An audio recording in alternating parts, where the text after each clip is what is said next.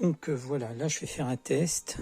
J'ai deux répertoires dedans, un pour les VG5000 et un pour les Amstrad CPC. Je vois le début du nom du fichier, donc pour moi c'est important, c'est pas mal. Je viens d'allumer le VG5000, donc je vous montrerai l'écran, je vous montrerai pas les manips dessus, sauf ici, je l'ai mis en pause. Donc, vous voyez, je redémarre, j'ai le nom. Cyrudol les faux, je sais pas ce que c'est, je me souviens plus des noms, mais si je continue, voilà. Ursa, Glouton. Donc ça, je sais que c'est un jeu. Hop, je mets en pause. Je vais démarrer le VG5000 et je vais le mettre en position de chargement pour réceptionner le fichier. Et après, je vous montrerai l'écran, je pense que ça sera...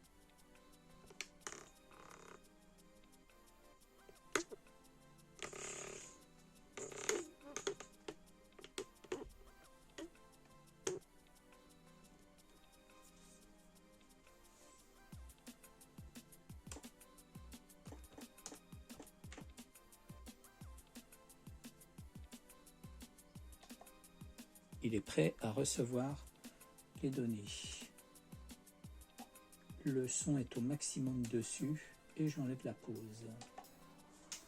Il me dit que c'est l'Ocita, donc non, c'est 10 Cita. J'ai pas le nom du reste du fichier, donc il faudrait que je les renomme. Donc là, vous voyez, il le charge, il a trouvé. C'est des tout petits jeux, hein, donc c'est assez rapide.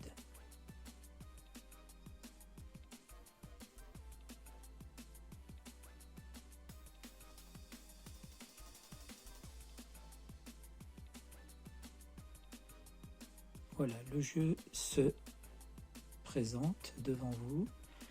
Loriciel présente quoi? Quel jeu?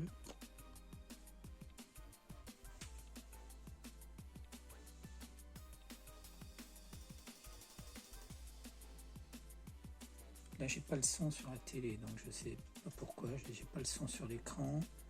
Il faut que je mette en pause avant qu'il poursuive. Et comme j'ai pas le son du fichier en enregistrement en lecture sur le VG5000, ça m'embête. L'Ocita 1, il est toujours en train de charger l'Ocita. L'Ocita 10 Cita.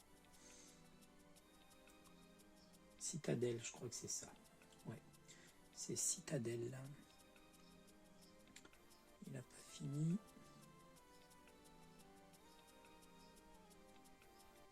Je pensais que c'était plus rapide.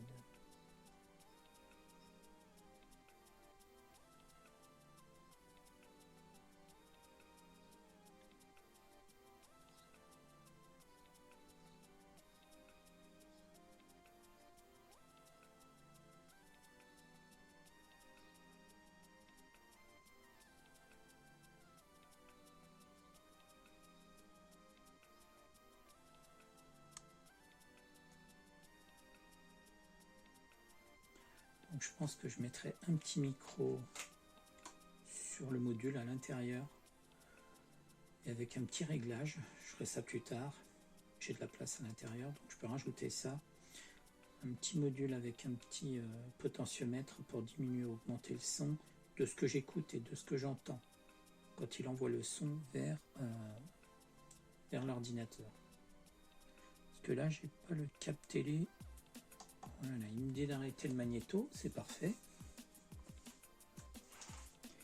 Et peut-être pour continuer, voilà, ben on est dans le jeu.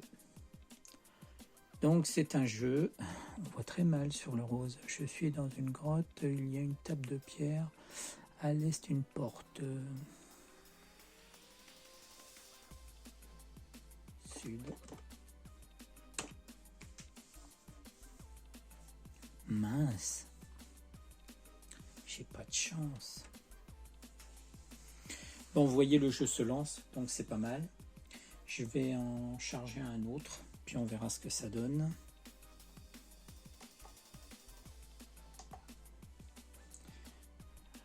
Hop. Là, j'en ai mis un autre. Donc, contrôle load, entrée, arrête.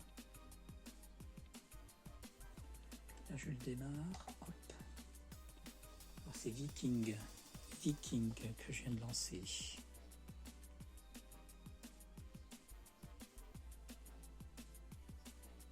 Mais j'ai toujours pas de son, bizarre. Pourtant le son devrait passer par la prise Péritel que j'utilise. Donc il y a quelque chose qui ne fonctionne pas correctement.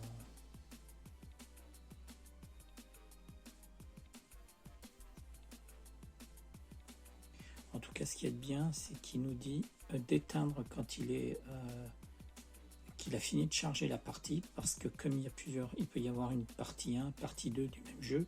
Donc si on le met en pause ou si on veut enregistrer, etc. Là, je ne sais pas si on peut l'enregistrer. Normalement, oui, parce que j'ai une prise micro. Sauf qu'il faut que je l'adapte parce que j'ai pas le bon format, mais c'est possible. Est-ce qu'il enregistrera sur la clé micro SD? J'en suis pas sûr. Ou sur la clé USB. Trouver screen. Ok, je sais pas si c'est terminé, je pense pas.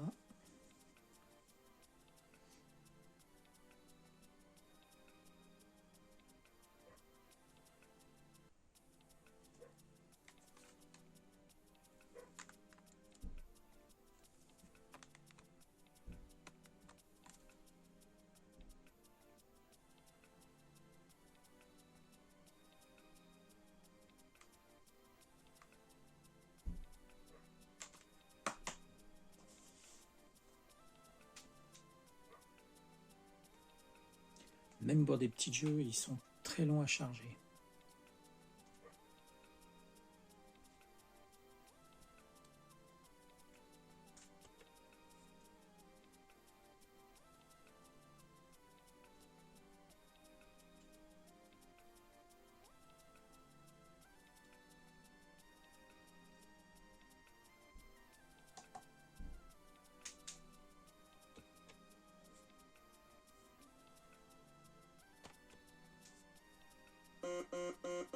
Ah ben j'ai du son. Super.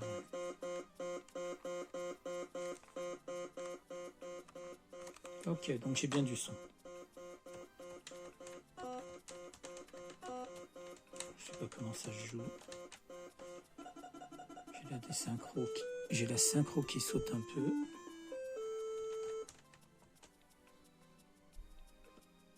Donc, résultat final. Qu'est-ce que je peux faire avec le VG5000? Petite conclusion. J'utilise ce petit module-là. On trouve ce module à partir de 3-4 € jusqu'à 11-12 €. Voilà, ça dépend sur quel site vous le commandez. Il faut que je me fabrique des adaptateurs. Bon, au niveau du son, ça passe sans problème, hein, donc vers le VG5000. Je peux utiliser, comme vous avez vu tout à l'heure, mon smartphone et envoyer en Bluetooth sur ce module qui sera connecté au VG5000. Vous voyez l'image? C'est celle-ci, c'est du bleu clair, c'était pas du bleu foncé, ma prise était mal insérée à l'arrière du moniteur.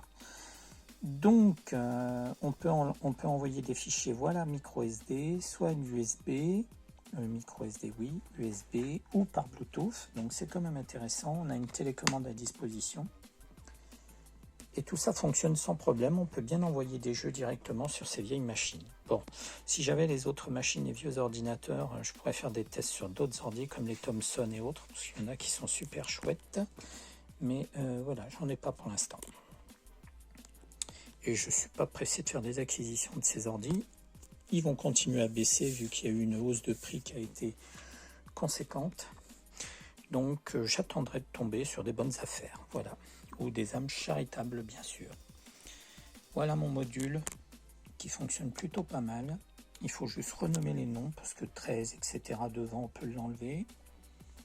Voilà, je ne sais pas si vous voyez, voilà, ça c'est le nom des programmes, des jeux. Donc on a 8 lettres possibles, donc à nous de moduler mission, je sais pas quoi. Voilà, il faut qu'on enlève ce qui n'est pas important pour pouvoir visualiser les 8 lettres. Et j'avais aussi les jeux CPC. Pour finir avec le VG5000 et cette vidéo, vous voyez, ça s'affiche proprement. pour finir avec le VG5000 et avec ce lecteur Bluetooth MP3 externe avec affichage digital, je vais vous montrer, j'ai modifié les fichiers, j'ai mis juste 8 lettres ou 8 chiffres, 8 lettres. Quelques-uns débordent un peu pour voir ce que ça donne. Et c'est juste pour vous montrer qu'on a un visuel correct à moindre coût et on arrive à voir les fichiers qu'on peut envoyer vers ces ordinateurs vintage, hein, que ce soit un VG5000 ou un Amstrad CPC 464 ou un Thomson, etc. Donc voilà, je vous montre ça tout de suite. Donc voilà, vous voyez là, mince, on voit pas beaucoup avec cet affichage là, Scooby. Je vais regarder les autres fichiers, voilà. S-Wonder, S-Wonder Boy, Sargon, Moto Infernal, Hélico, je ne sais plus, Viking, Backgammon. Ça, c'est quand je dépasse, si on dépasse d'une lettre les 8 possibles, ça s'affiche comme ça. Starrock, Iceland, donc faut pas dépasser les 8. Micro-jeu, Monkey Island, donc faut pas dépasser parce que sinon on perd encore une lettre. Prétérite, pyramide, vous voyez, on arrive quand même à visualiser le nom des fichiers. US Rally, Glouton, Monstre, Tortue, Football, etc. etc. Donc je préférais que ça soit plus long, mais franchement, c'est déjà pas mal. Ça nous permet de visualiser le nom des fichiers des jeux qu'on envoie vers l'ordinateur et savoir où on en est.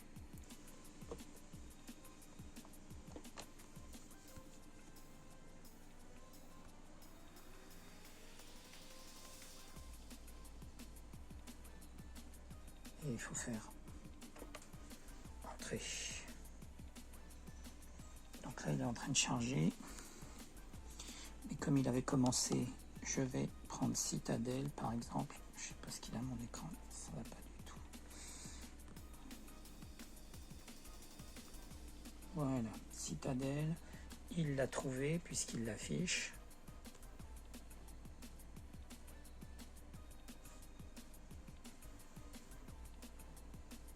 Donc c'est une manière visuelle, je dirais de voir le fichier qui est chargé.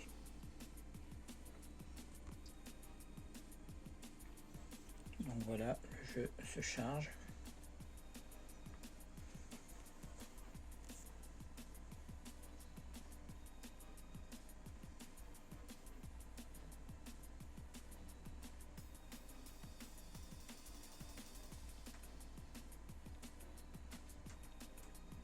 Donc voilà, c'est juste un petit complément par rapport à la vidéo que je vous ai faite pour montrer qu'on peut visualiser le nom des fichiers. Bon là c'est jusqu'à 8 lettres, 8 chiffres maxi. En fichier web ou MP3, hein, c'est viable aussi. Donc voilà, petit module qui va me servir pour mes machines rétro gaming, rétro computing.